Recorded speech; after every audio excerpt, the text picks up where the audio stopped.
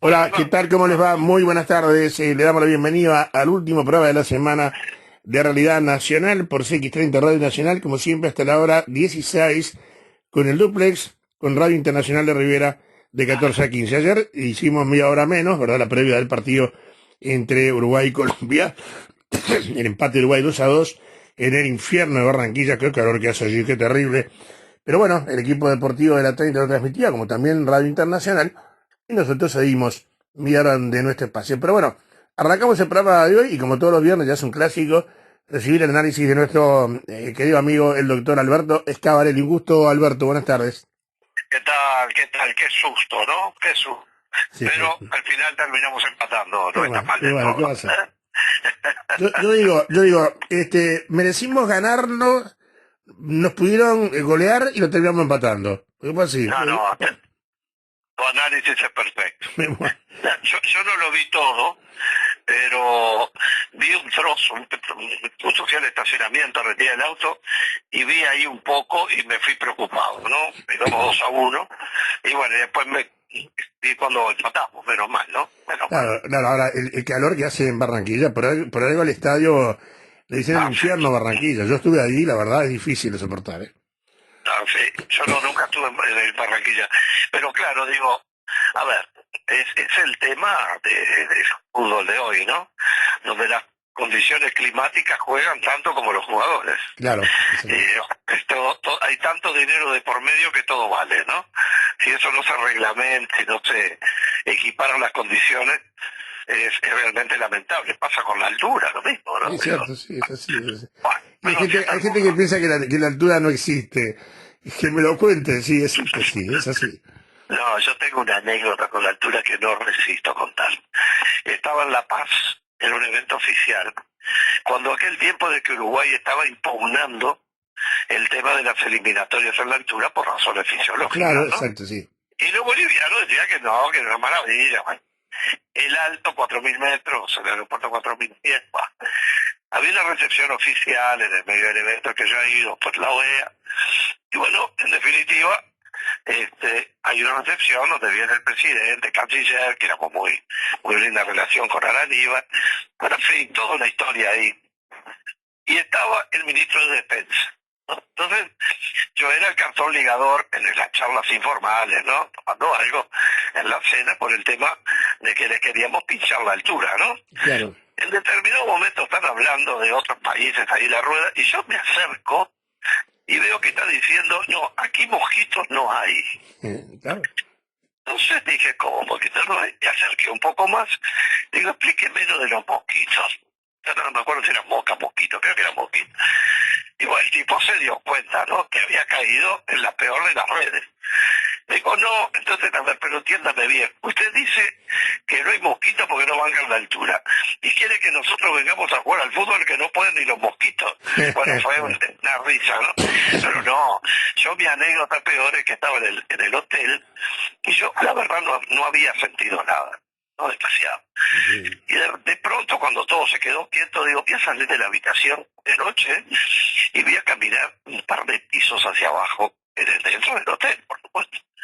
Bajé 2 pisos, pero perfecto. Cuando fui a subir, iba. Ah, Subí un piso y me tuve que sentar en ay, el bravo, sí. escalón.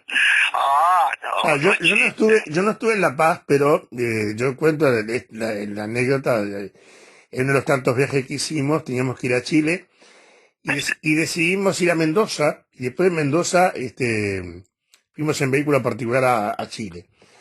Y cruzamos ese lugar que para mí es fantástico, que es el paso del Cristo Redentor, ¿verdad? Sí, Que es un sí, lugar, increíble, increíble. es una locura, porque Increíble. está situado Maravilla. en lo que es parte de la falda de la Concagua, ¿no? Es ahí al Sí, lado. es maravilloso. Es No maravilloso. sé no sé qué altura está ahí, no Ahí tengo son idea. 2.600 metros. Ya ahí tenés que caminar despacio. No, no. Porque además, No, pero a además ver, vas pisando la nieve, ¿no? También eso, que eso te pero, pero, pero Iván, en el Alto, que es el aeropuerto de La Paz, los aviones, eh, cuando despegan con muy poco combustible, carretean hasta que se aburren y luego van a Santa Cruz de la Sierra y llenan el Claro, tanque, pero claro. los tanques, pero los helicóptero, yo vi un helicóptero, no anduve ahí, anduve en helicóptero en el Chapare, pero ahí no. Pero había un helicóptero, claro, a ver, estamos hablando de 4.000 metros de altura, Sí. y casi la altura de crucero de un helicóptero después que ya está volando. Claro, ya se arriba, ¿Verdad? sí, sí. Claro, si nosotros de Uruguay a Buenos Aires, normalmente los aviones no pasan los 5.000 metros de altura porque bajan enseguida. Bueno, el hecho es que el helicóptero, con todo el aparato de carga de batería que le ponen aparte de refuerzo, el helicóptero se amagaba de subir y bajar, un aparato grande y viejo, ¿no? Tardó una eternidad para mí hasta que lograr sustentación para poder masa de aire, ¿no? No, el aire es finito, sin duda que es muy complicado. Bueno. Pero bueno, así están las cosas. Bueno, te cuento para cerrar, aquello es maravilloso, pero después cuando salís del Paso de Cristo Redentor, entrás, ¿verdad? Viste que ellos hicieron esa obra maravillosa de la carretera entre las montañas. Sí, Es una cosa, es una locura aquello. una locura. Y después tenés que bajar por la zona de esa suerte de espirales. Eso es como 28, que mirás de arriba y ves allá abajo, y allá abajo ves la ruta y parece que te vas a morir ahí. Es un anillo, es un anillo. Es impresionante aquello, y tenés que ir bajando, y bajando, y bajando, y bajando, y sentís el zumbido en los oídos, sentís el cambio de presión impresionante. No, Pero es bueno. brutal, es brutal. Además, vamos a entenderlo, son alturas de vuelo cuando uno ya está volando presurizado. Claro, exacto, y ahí estás. ¿No? Algún día tendremos tiempo y volveré a contar la historia de mi ida a la selva de Chapare, que es en Cochabamba, que Cochabamba está prácticamente a nivel del mar, pero cuando uno llega a ir a la selva de Chapare, que es un lugar increíble, ya le contaré, bueno, primero sube hasta los casi 4.000 metros, para luego bajar a un pozo de 35.000 hectáreas, que es donde está la selva, que es donde está todo el tema de drogas, ¿no? Yo iba por Naciones Unidas, pero esa es una historia para otro día, porque si no, consumimos todo el tiempo contando anécdotas. Bueno, perfecto. Bueno, contame, mira, ¿qué semana cargada de información, qué semana Uy, Dios mío. triste, Uy, Dios mío. ¿verdad? A nivel Dios mío. mundial, en fin, quiero escucharte.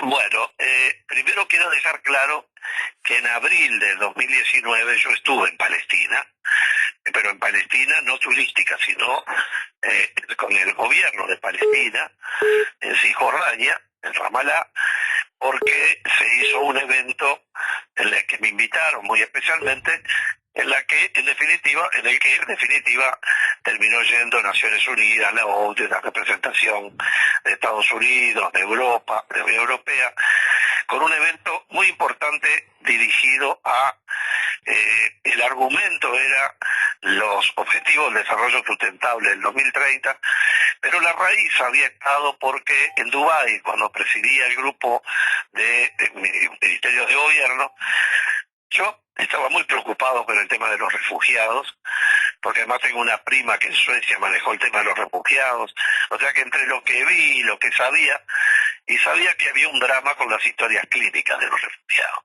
además de los registros de Estado civil. Cuando sale refugiado, no emigrante común, el individuo deja atrás todo, hasta su historia clínica, no sabe ni quién es, ni desde el punto de vista biológico. Y bueno, yo propuse en esa reunión, que había de todo el mundo, obviamente, en pleno mundo árabe además, pero había de todo el mundo, propuse que Naciones Unidas centralizara las historias clínicas electrónicas de los países donde había números de refugiados, que son cientos de miles, ¿no? Bueno, la idea con eso y el registro civil caminó, y fue uno de los fundamentos, entre otros, por el que terminé eso.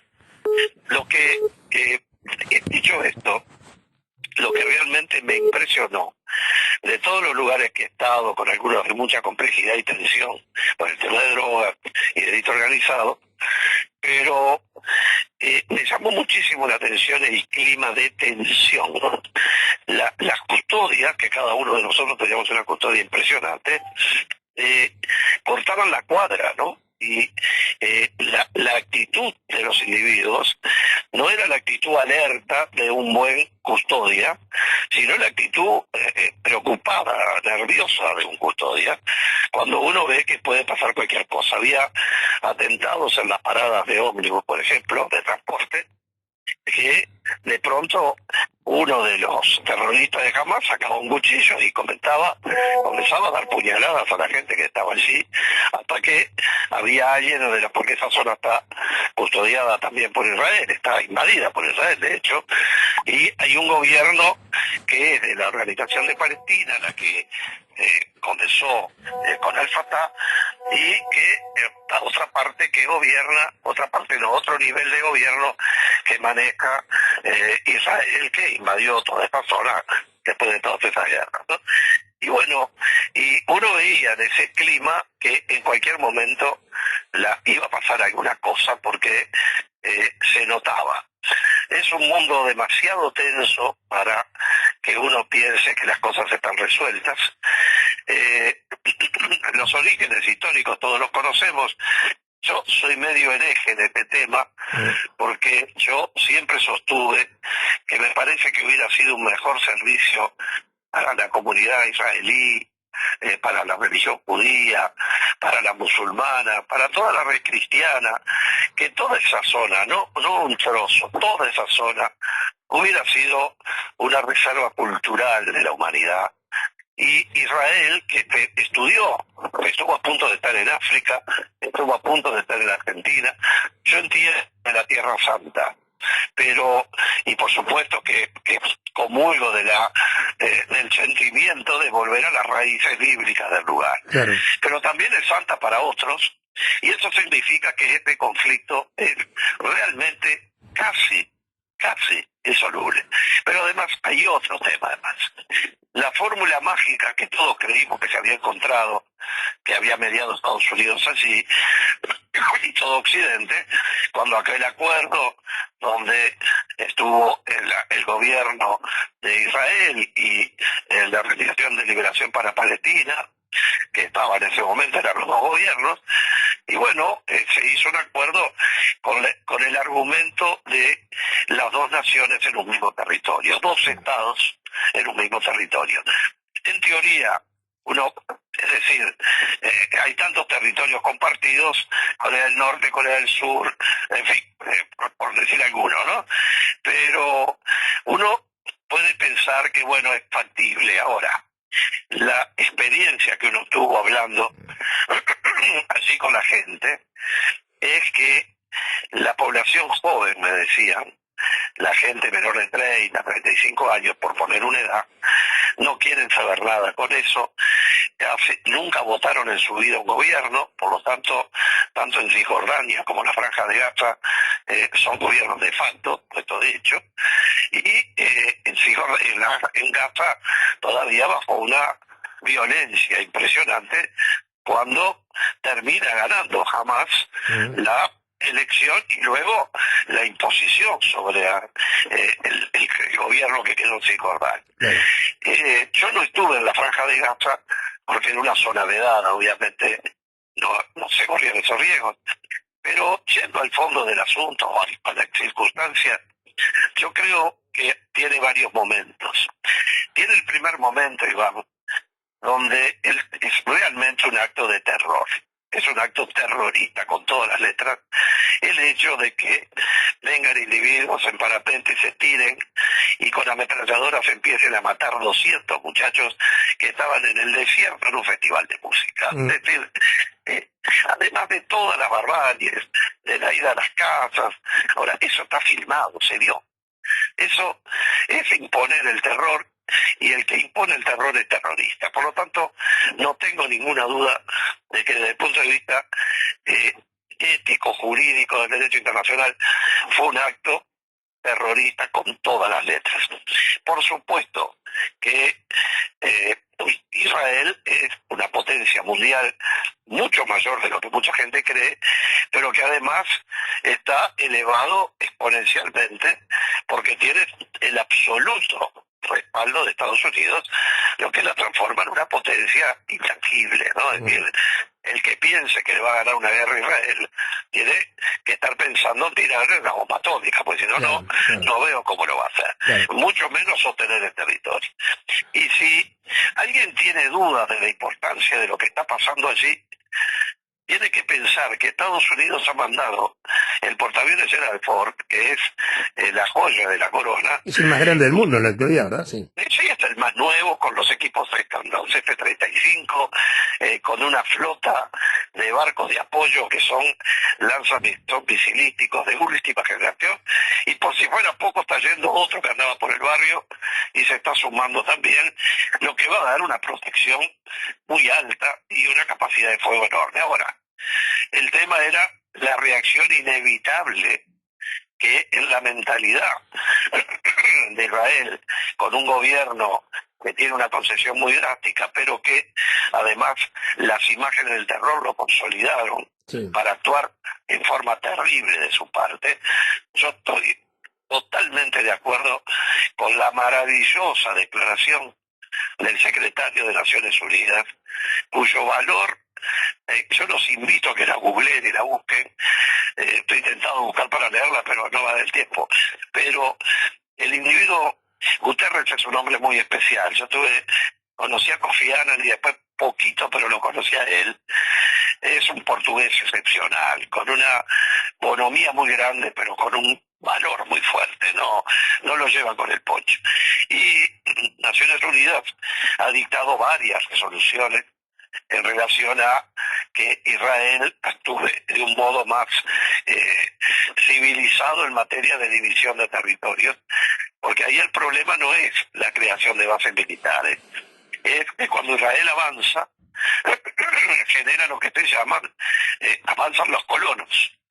Colonos terminan instalándose a veces, muchas veces, en las propiedades que eran de gente que estaba en Palestina viviendo en su casa y le sacan su casa y se mete otra adentro. Es decir, es muy violenta toda esta situación, todos se sienten con derecho, y yo ahora estoy muy preocupado por, primero, la internacionalización del conflicto, que, un detalle, ahí yo no creo que vayan que puede saberlo. Es muy posible que no haya participación de gobiernos, de estados, de países, pero como en muchos países de la zona están instalados grupos armados, terroristas algunos, guerrilleros otros, bueno, puede haber una gran confusión que termine con retaliación de bombardeos cruzados, pero por otro lado, además, el bombardeo a la Franja de Gaza. A ver, si no me acuerdo mal, la Franja de Gaza tiene menos de 60 kilómetros de largo. Sí, correcto. Entendámonos bien. Parémonos en la plaza de Tagancha y calculemos 60 kilómetros a qué balneario llegamos, viniendo por la interbalnearia. Sí. Eso es la Franja de Gaza. Y ahí adentro viven 2 millones y pico de personas, en la superficie. Porque luego por debajo es Vox Populi, y ahora te vieron imágenes de la existencia de redes de túneles que van sobre todo saliendo para el lado egipcio, porque lo que ninguno podemos explicarnos es cómo es posible que hayan entrado miles de misiles sin que se hayan visto entrar. Sí, porque, a ver, un misil mide 2-3 metros, no es que hayan entrado una garrafa, ¿no? De 3 kilos. Bueno, el hecho es que estamos ante una realidad impensada de que jamás tuviera esa capacidad de fuego que tuvo. Era realmente de no creerlo, y ha quedado a la lista, obviamente, que el mundo está muy distraído, y lo que es la guerra de Ucrania con Rusia, comparado con esto que estamos viendo, son dos muestras de barbarie que no tienen nada que ver una con otra. En la Franja de Gaza cualquier explosivo puede ser terrible, ¿no? Es decir, lo que tiene que estar muriendo de gente de un lado y del otro, pero sobre todo los bombardeos de Gaza, a mí me cuesta mucho creer, ojalá, Dios quiera que sea así, que están hablando de cifras de muertos que yo creo que deben quedarse muy cortas. En fin, Naciones Unidas informa que hay 150.000 refugiados en su unidad de refugio, que son los que nos están alimentando, la energía eléctrica cortada, los suministros cortados, en fin, todo eso significa mucho, porque eso Naciones Unidas las reglas de la guerra no lo permiten, porque no nos olvidemos que Gaza quedó sitiada por Israel cuando se empezaron a producir esos ataques de locura. Claro. A ver, por los túneles, Israel hizo una muralla subterránea.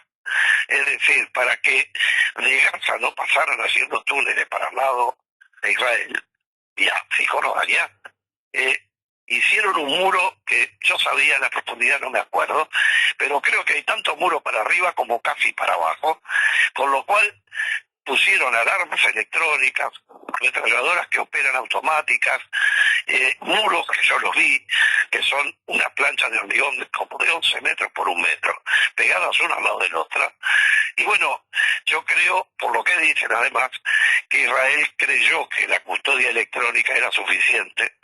Y bueno, le encontraron la vuelta para terminar pasando con una retroexcavadora, rompiendo un pedazo y entrando miles de personas, de terroristas, a hacer actos de terror, porque no fueron combatientes que entraron a combatir. Eso no tiene nada que ver con la guerra, lo que pasó ahí. Nada que ver, nada que ver. A ver, cuando atacan unidades militares, por sorpresa, bueno, esos son actos militares. Sí. Si uno está en una unidad militar, es la responsabilidad de uno evitar que el otro le gane el tirón y lo mate durmiendo, ¿no? No me gusta, me ajea, pero estoy hablando de gente entrenada para esos desastres. Ahora, que lo que hicieron con los muchachos, lo que hicieron en algunas casas, matando a las familias enteras, lo que hicieron llevándose los rehenes de modo que se los llevaron, la exposición de alguna de las muchachas o uno más de las secuestradas o de los cadáveres paseando por Cisjordania en camionetas mostrándolas, en fin, esa barbarie es terrible, hay mucho dolor acumulado. Hay mucha gente con sed de venganza, mucho fanatismo, y bueno, creo que el mundo ahí cometió un error en su momento, en mi modesta opinión. A ver, que mis amigos judíos no vayan a pensar que estoy diciendo que no tienen derecho. Yo lo que digo es que hubiéramos tenido todos, y ellos más que nadie, una tranquilidad enorme si estuvieran en un lugar donde están rodeados por cientos de millones de personas que los quieren ver salir de la faz de la tierra. Es más, se dice que estas acciones, entre otras muchas teorías, está vinculado al hecho de que Israel estaba recomponiendo o construyendo relaciones con Arabia Saudita, sí, y con otros. Es lo que se menciona, bueno, como uno de los motivos, exacto. Es posible. Y por otro lado, es muy sintomática la declaración de Emiratos Árabes Unidos, donde estuve mucho y conozco bastante.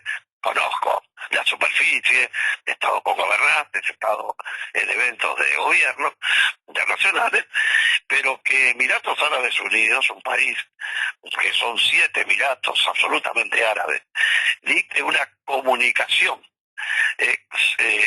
repudiando el ataque de Hamas, bueno, es muy fuerte porque es el mundo árabe. Ahora, todos esperamos, ahí Egipto tiene un rol muy importante para cumplir, pero me da la sensación de que la gente que está habitando allí, y sobre todo en la franja de Gaza, pero ya ahora del lado también israelí, me parece que hay gente que va a llevar mucho tiempo que estén dispuestos a construir la paz.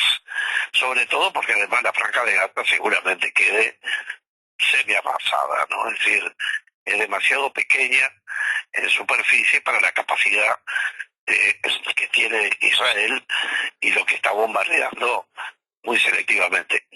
Un único detalle que no quería olvidar, que todos quizás conocemos, pero es bueno recordarlo. Israel tiene una estrategia de bombardeo, producto de la presión de Naciones Unidas incluso. Cuando tienen armas de altísima precisión de las más precisas del mundo, ¿no? Ahí las fallas son muy pequeñas. Bueno, cuando tienen identificado una casa que van a destruir, un lugar que van a destruir, y tienen las coordenadas, antes de tirar el misil que la va a desaparecer de la faz de la tierra, va a quedar un pozo, tiran otro proyectil previo, que apenas apenas hace ruido en el techo, lo suficiente como para que la gente sienta ese estruendo, que no es la bomba, y tiene, creo que son 5 minutos, me olvidé, para salir de la casa, porque a los 5 minutos no queda nada. Le llaman, ¿no? le llaman el aviso TikTok, así es. El aviso TikTok. Tú le pusiste perfecto el nombre, no me acordaba. Pero a lo que voy es que la condición para no matar a los rehenes, ese es el otro capítulo dramático, es que primero le tienen el TikTok para que puedan estar avisados. Ahora, ¿qué pasa? Que también cuando tiran el TikTok es muy probable que en esas casas estén refugiados los propios terroristas, Claro. es decir, las propias autoridades Hamas. En fin, muy triste todo, y yo me pliego totalmente a la declaración del secretario general de Naciones Unidas, que me sentí absolutamente representado, también con el Papa Francisco. Pero lo de Naciones Unidas, que es un juego de centrífugo de opiniones contradictorias de todos lados, con vetos y contravetos, bueno, me pareció un acto de enorme valor la declaración de Guterres, del secretario general de Naciones Unidas, que sí, como catalogó de acto terrorista el acto de Hamas, también estableció que hay límites para que Israel tome represalia por lo que vivió, para que se respeten ciertas reglas de la monstruosidad de la guerra. Hay un tema que es, Andrés escribió un artículo muy bueno donde separa lo que es el derecho penal humanitario con el derecho que regula los conflictos comunes. Bueno, no olvidemos en el medio de la guerra la condición humana. Esto es lo más terrible, ¿no? Lo más terrible. Y bueno, y Naciones Unidas, que salvo Guterres, estamos en un debe enorme, porque el Consejo de Seguridad no tiene el veto y no tiene la capacidad de decidir, intervenir ni sancionar. Y el resto de Naciones Unidas, no sé si tengo 5 minutos. Vamos. Naciones Unidas tiene una estructura que es así. Después de terminar la Segunda Guerra Mundial, los países que ganan la guerra establecen el mecanismo de la configuración de Naciones Unidas como tal. Y ahí se van ingresando todos los países del mundo que quisieran, hoy andamos cerca de los 200, 198 creo, que configuran lo que es la Asamblea General, donde todos los países grandes, chicos y medianos tienen un voto igual. Por otro lado, para el tema de las guerras y la violencia, habiendo ya un elenco de países con bombas nucleares, se creó el Consejo de Seguridad, que se autoinvistieron ellos y la Asamblea obviamente no votó. Pero el único que entró por vía democrática en tiempos modernos, votado por la Asamblea General, fue Chile, que se incorpora tiempo después, no cuando nace el Consejo de Seguridad.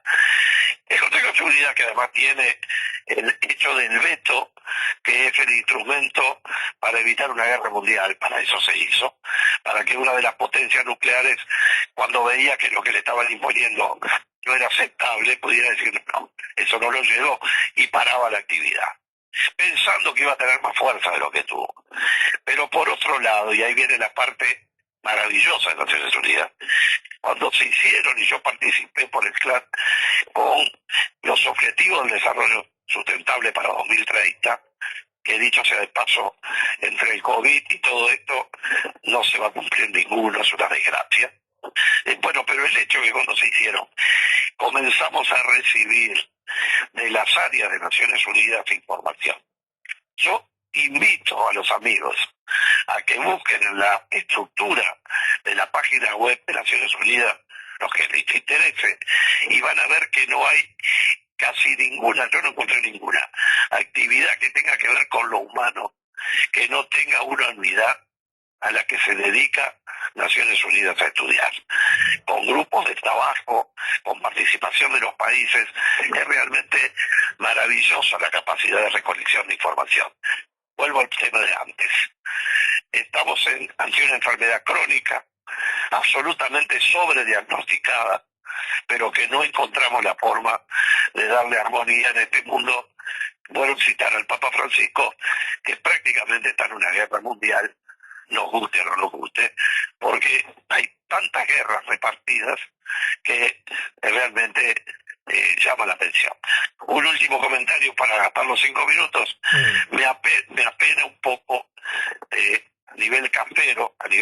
barrio nuestro el hecho de que en medio de la campaña electoral empiece la calificación del nivel de rechazo al terrorismo, cuando no me refiero a partidos aislados, pero cuando los grandes bloques se expresaron claramente. Porque a las pocas horas se estaba hablando de que era un acto terrorista, los partidos de la coalición lo dijeron todo, el Partido Comunista tuvo una declaración media a mitad de tintas, pero quedó claro que luego el Frente Amplio completamente alineado con el tema del acto terrorista. Ahora, ¿quién tiene más grado de expresión radical? Me parece un deporte escasamente inteligente, cuando lo que tenemos que tener es una posición país. Primero, que ya le expresó el gobierno y a todos nos representa, y segundo, porque los partidos políticos grandes han dicho con claridad, como colectivos, que sienten frente a este tema. Esperemos que Israel no termine haciendo un desastre en la Franja de Gaza y que jamás se dé cuenta que este tipo de ataque de esta naturaleza no lo va a llevar nunca a nada. Alberto, un gusto como siempre escucharte, nos despedimos y nos reencontramos el próximo viernes. Hasta el próximo viernes, un abrazo grande a todos y buena semana. Igualmente para ti. Conversamos entonces con el doctor Alberto Schiavarelli. Nos vamos a la pausa, a la vuelta se integra Marcelo para hacer el segundo bloque de Realidad Nacional.